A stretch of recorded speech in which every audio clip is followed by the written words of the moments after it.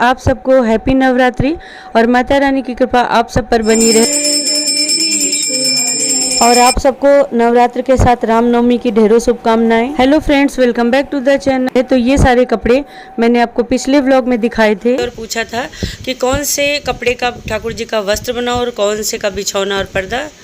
तो ये जरी वाले का आप लोगों ने पर्दा और बिछौना बनाने को बोला था, तो मैं उसी का बिछौना काट चुकी हूँ और अब काट रही हूँ पर्दा।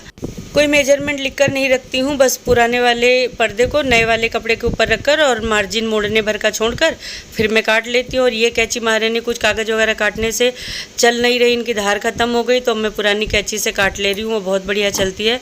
तो इस तरह मैं बिछौना काट कर रख चुकी हूँ पहले और अब काट ले रही हूँ पर्दा। तो बस मार्जिन का थोड़ा थोड़ा सा छोड़ दिया है जितना पर मुझे सिलना है और बाद में मैं इसको सिल लूँगी। फ्रेंड्स, तो पर्दा मैंने काट लिया, बिछावन काट लिया, अब है भगवान जी के कपड़ों की बारी। तो भगवान जी के पुराने वाले कपड़े मैं निकाल कर ले आई हूँ, जो मतलब पिछली बार बनाते हैं, चाहे वो रामनवमी में हो चाहे जन्माष्टमी में हो। तो एक ये है उनका वस्त्र, देखिए बहुत बड़ा सा घेर वाला बनता है ना, ये ऐसे घेर वाला। तो इतने घेर वाला मैंने आपको बताया था ना पिछले ब्लॉग में कि बाजार में नहीं मिलता। तो ये है हमारे लड्डू गोपाल का जो है यह ठाकुर जी का वस्त्र, झबला जिसे बोलते हैं। ये इसकी लेंथ बहुत ज़्यादा लंबी है, इस बार मैं थोड़ा सा इसको छोटा कर दूंगी, ये लंबा हो गया था मेरे से। और ये है उनका पटका, बाघा जिसे बोलते हैं, ये अपने इसके झबले के ऊपर ऐसे इसको करके ओढ़ते हैं। ये है हमारी जसोदा जी की साड़ी, ये देखिए इस तरह की बनी बनाई मैंने आपको बताई थी ना, मार्केट में नहीं मिलती फ्रेंड्स। ये देखिए मैं इस तरह से सिलती हूँ, इस तरह से इसमें नारा डाल के और पीछे से ऐसे बांधने का हो जाता है और ये पूरा लाके ऊपर से ऐसे राउंड करके उड़ाया जाता है जसोदा जी को। तो ये जसोदा जी की साड़ी। और ये है हमारे अन्नपूर्णा जी के सिंहासन की चौकी का जो है वो आसनी। और साथ में ये हमारे जो शालिग्राम जी विराजते हैं उनके नीचे जो पट्टियां लगाई जाती हैं वो हैं।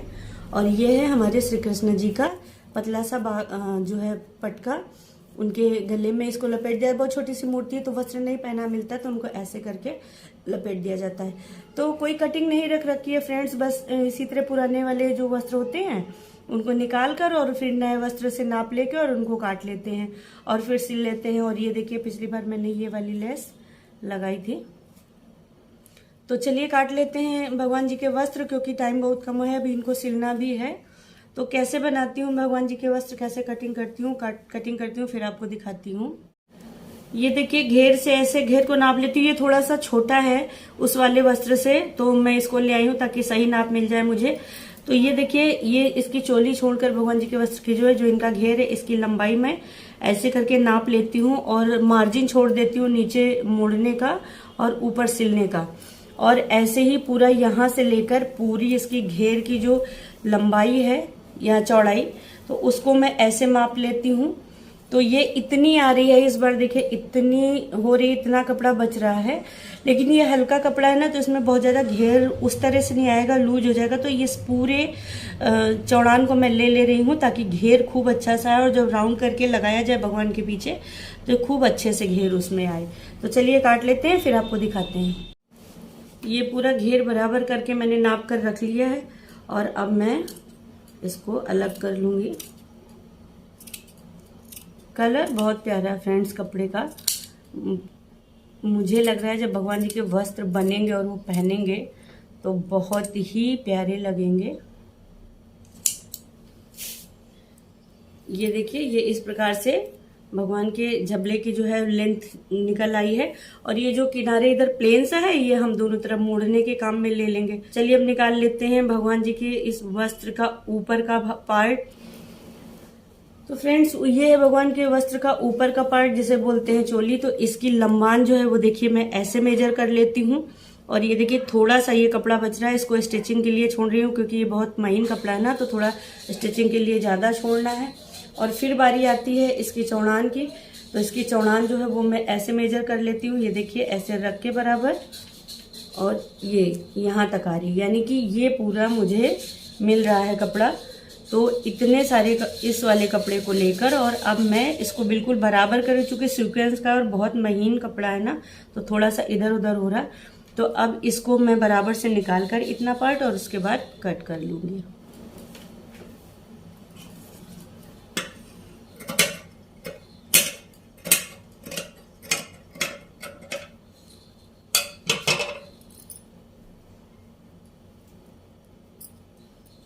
तो ये देखिए ये पूरा चोली भर का कपड़ा कट कर निकल आया है हमारे पास। और अब इसको हम कर लेंगे फोल्ड ऐसे करके।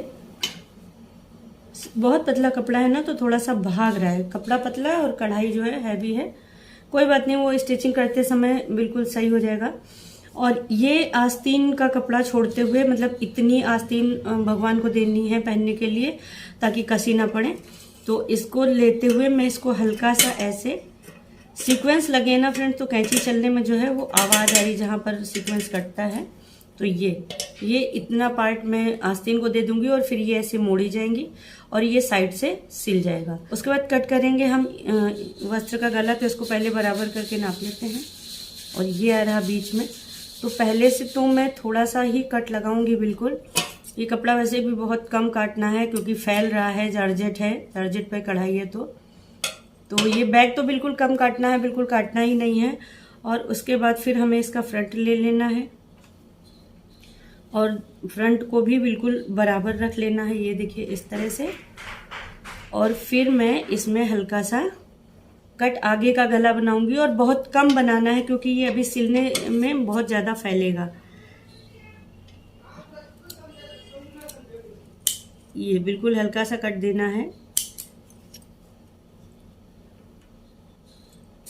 वो जब मैं सिलने बैठती हूँ ना तब फिर बहुत अच्छे से इसको पहले साफ कर लेती हूँ, जहाँ जहाँ भी कटिंग में प्रॉब्लम होती है। उसके बाद फिर जो है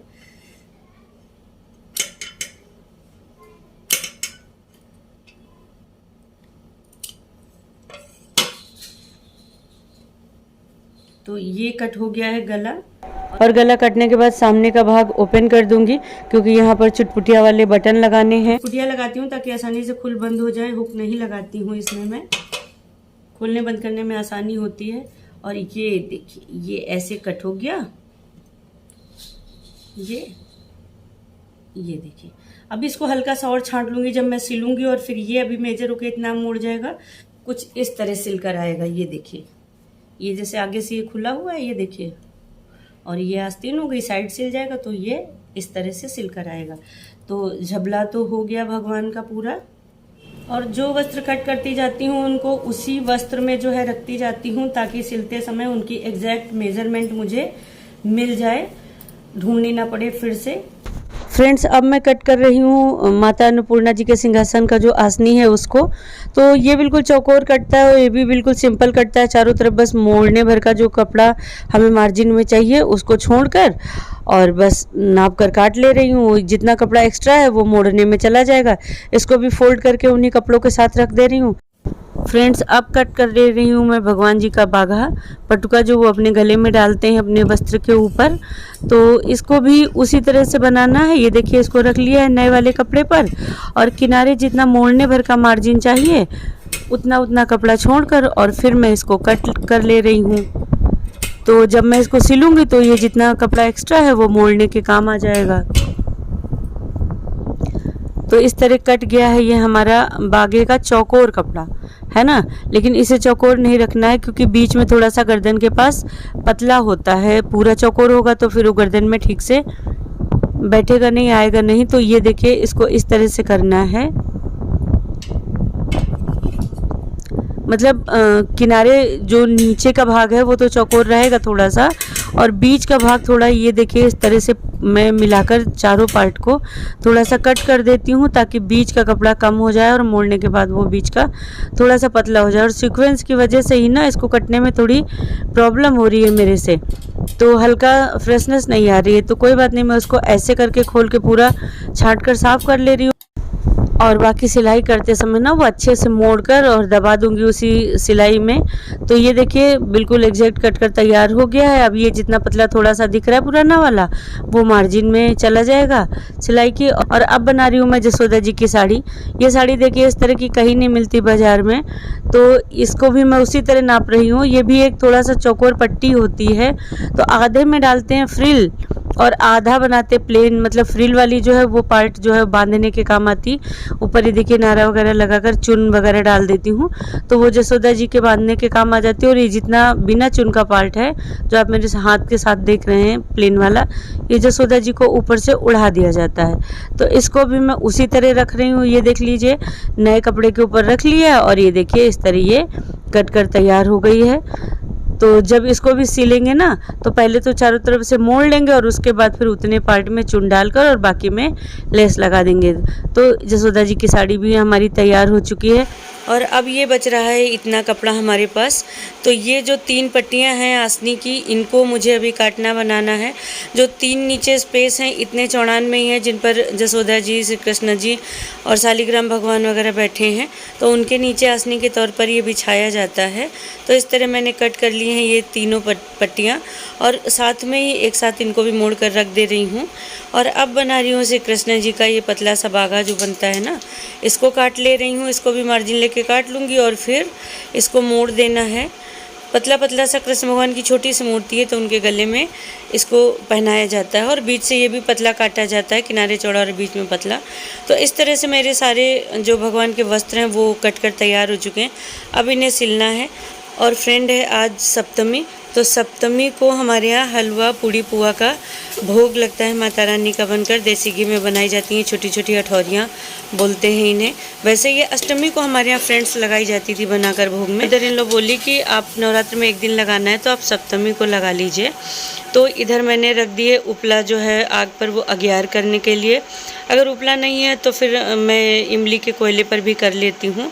उपला था तो आज मैं वही लगा रही हूँ। तो उपला ये जो है हमारा सुलग चुका है और माता रानी के भोग की थाली भी आ चुकी है उनके सामने। तो चलिए माता रानी का भोग लगा देते हैं। सबसे पहले माता रानी को खिलाते हैं, उसके बाद फिर करनी है अग्यार। तो थोड़ा थोड़ा सा ये जो माता रानी को भोग लगाया है इसी को तोड़कर और फिर अग्नि को समर्पित करते हैं। और फ्रेंड्स जब अग्यार होती है ना, तो इतनी अच्छी खुशबू उड़ती है कि लगता है माता रानी स्वयं प्रसाद को ग्रहण कर रही हैं। और बगल में जो कोसा दिख रहा है आपको मिट्टी का, उसमें जो है इमली के कोयले पर गुगुल धूप जलाकर माता रानी को धूप की धुनी देते हैं। और मीठे का भी भोग लगाते हैं, देखिए पेड़े का भोग लगा रहे हैं। फिर जल से आचमन कराते हैं और फिर माता रानी को भोग लगाने के बाद पान के पत्ते पर लौंग और कपूर से करते हैं आरती माता रानी की। जय दुर्गे खप्पर वाली, तेरे ही गुण गाएं भारती हूँ मैं, तेरे भक्त जनों पर माता भीड़ पड़ी है भारी, मानव दल पर टूट पड़ो माँ करके सिंह सवारी। और इस प्रकार हमारा सप्तमी और अष्टमी का जो भोग प्रसाद था वो पूरा हुआ। नवमी के दिन सुबह सुबह ही हमने खिलाई थी कन्या, वो क्लिप पता नहीं कहाँ मिस हो गई। और फिर कन्या खिलाने के बाद ठीक 12 बजे भगवान राम जी का जन्म किया गया। रामनवमी धूमधाम से मनाई जाती है। ये देखिए जो है पर्दा भगवान का बहुत सुंदर लग रहा है, बिछौना भी देख लीजिए कितना प्यारा लग रहा है। और वस्त्र तो देखिए भगवान के कितने फूट फूट कर निकल रहे हैं ना, कलर कितना सुंदर है। देखिए भगवान वस्त्र पहने हमारे इस तरह सिला गया था वस्त्रों को। और ये प्रसाद भगवान जी के सामने सारा लगा कर रख दिया गया है, माता रानी जी के सामने भी रख दिया गया है। जलेबी और दही जो कन्याओं को खिलाई थी उसका भोग लगाया है देवी जी का। भगवान जी को भी दही जलेबी का भोग लगाया है, ये देख लीजिए। और रामदाना और पेड़ा और गरी और वो भी पाक के रखते हैं। फिर भगवान को फरार के बाद लगाते हैं अनाज का भोग। तो ये था रायता और पूड़ी और सब्जी। पंचामृत के तो क्या कहने हैं, भर भर गिलास सब लोग पीते हैं, फिर भी किसी की आत्मा तृप्त नहीं होती। तो आज हमारे मंदिर का श्रृंगार कुछ ऐसा था, भगवान जी का श्रृंगार कुछ ऐसा था। हस्बैंड ही श्रृंगार करते हैं भगवान का। और जब ऐसे श्रृंगार होकर भगवान का जन्म होता है ना, क्या आभा भगवान की दिखाई पड़ती है। बिल्कुल भगवान हमारे इतने सुंदर लगते हैं कि बस लगता है कि नज़र का टीका ही किसी तरह भगवान को लगा दिया जाए। और पूजा करने के बाद 5 मिनट भगवान के सामने हाथ जोड़कर बैठने से आत्मा को जो शांति मिलती है। आप लोग भी प्रसाद ग्रहण कर लीजिए हमारे यहाँ रामनवमी का। और चलिए करते हैं अब ठाकुर जी की आरती सब लोग मिलकर।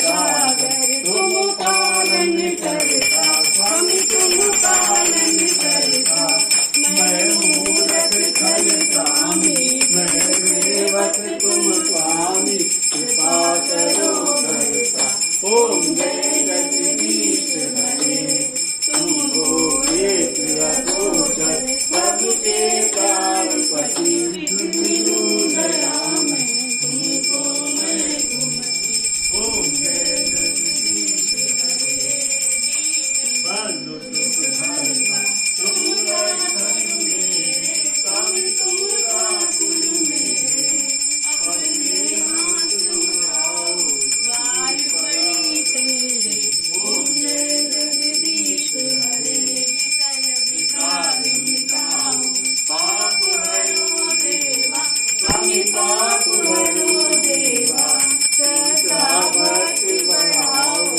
और भगवान के जन्म के बाद प्रसाद वितरण हुआ और उसके बाद फिर कर ली हम लोगों ने हवन की तैयारी।